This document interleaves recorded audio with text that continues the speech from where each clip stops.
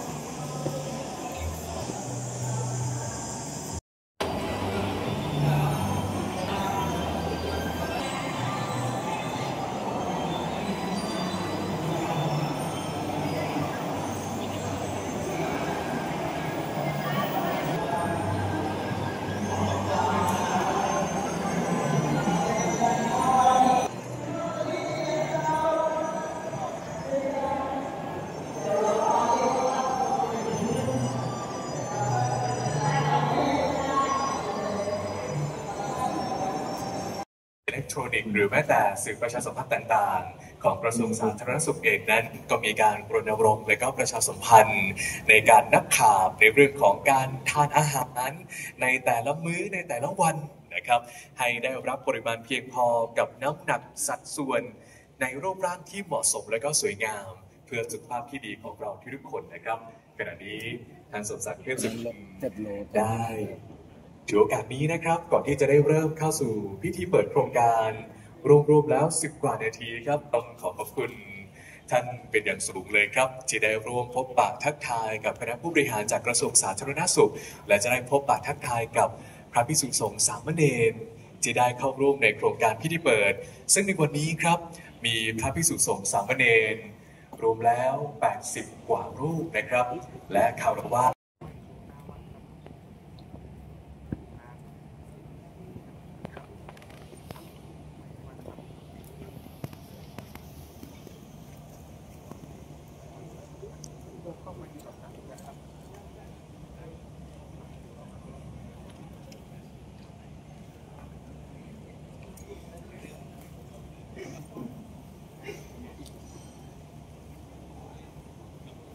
ท่านผู้มีเกียรติขณะนี้ยังอยู่ระหว่างปัจจุบันพระสงฆ์ในประเทศไทยมีมากกว่า 290,000 รูปการดูแลสุขภาพของพระสงฆ์จึงเป็นเรื่องสำคัญโครงการดูแลสุขภาพพระภิกษุสงฆ์สามเณรเฉลิมพระเกียรติพระบาทสมเด็จพระเจ้าอยู่หัวเนื่องในโอกาสพระราชพิธีมหามงคลเฉลิมพระชนมพรรษา6 รอบได้เริ่มดำเนินงานต่อเนื่องมาจนถึงปีงบประมาณพุทธศักราช 2568 โดยมี 8 กิจกรรมสำคัญได้แก่ 1. วัดส่งเสริมสุขภาพและพระธรรมนิเทศด้านสุขภาวะ 2. การอบรมพระคีลานุปัฏฐาน140 ชั่วโมงกระทรวงสาธารณสุข 3. จัดระบบการรักษาพระภิกษุสงฆ์ที่ถูกต้องตามพระธรรมวินัยและช่องทางเฉพาะ Fast Track 4. กุฏิชีวาภิบาล 5. การดูแลสุขภาพพระภิกษุสงฆ์ณดินแดนพุทธภูมิ 6. คัดกรองโรค NCD ในพระสงฆ์ 7. การจัดทำฐานข้อมูล NCD Registry และแผนที่สุขภาพ Thailand Health Atlas ปักหมุดค้นหากลุ่มพระสงฆ์และสามเณรช่วยให้การดูแลสะดวกยิ่งขึ้น 8. การดำเนินการผาติกรรมธรณีสงฆ์และวัดร้าง และในปัจจุบันพระสงฆ์จำนวนไม่น้อยที่อาพาธด้วยโรคไม่ติดต่อเรื้อรังอาทิโรคเบาหวานความดันโลหิตสูงโรคหัวใจโรคอ้วนซึ่งสาเหตุเกิดจากพฤติกรรมในการดำเนินชีวิตโดยเฉพาะอาหารที่บริโภคทั้งอาหารรสจัดอาหารที่มีไขมันสูงอาหารแปรรูปฉันผักผลไม้น้อยขาดการบริหารขันและไม่มีการตรวจสุขภาพประจำปีด้วยความมุ่งหวังให้พระสงฆ์มีสุขภาพที่ดีแข็งแรงและลดโรคไม่ติดต่อเรื้อรังตามนโยบาย NCD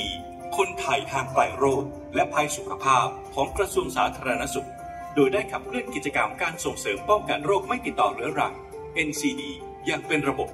จัดให้มีการถวายความรู้ด้านโภชนาการและการดูแลสุขภาพรวมถึงการตรวจสุขภาพประจำปีพร้อมทั้งเพิ่มความรู้การคัดกรอง ด้วยการคำนวณพลังงานคำนวณค่าคาร์โบไฮเดรตหรือเรียกว่าการนับข่าวเพิ่มในแผนการสอนหลักสูตรพระธรรมนิเทศด้านสุขภาวะและหลักสูตรการดูแลพระสงฆ์อาพาธ140 ชั่วโมงของกระทรวงสาธารณสุขทั้งยังจัดทำคู่มือการดำเนินการโครงการคนไทยห่างไกล NCD สำหรับพระภิกษุสงฆ์เพื่อใช้ในการดูแลสุขภาพอีกด้วย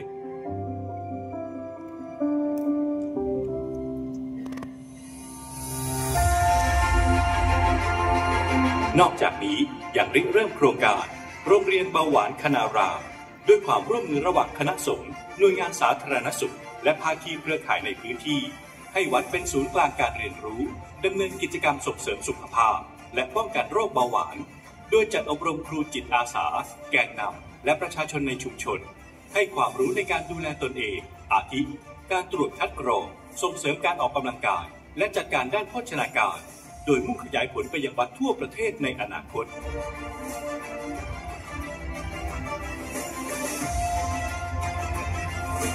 พระสงฆ์มีสุขภาพดีสามารถปฏิบัติศาสนกิจได้อย่างเต็มที่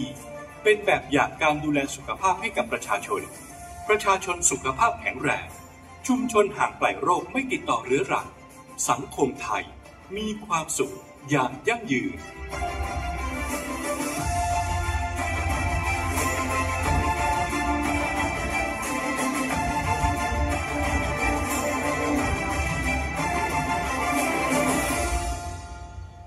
และนี่คือชุดสรุปวิดีทัศน์ผลการดำเนินงานการดูแลสุขภาพพระสงฆ์ขอเสียงปรบมือกับชุดวิดีทัศน์ของเราด้วยครับ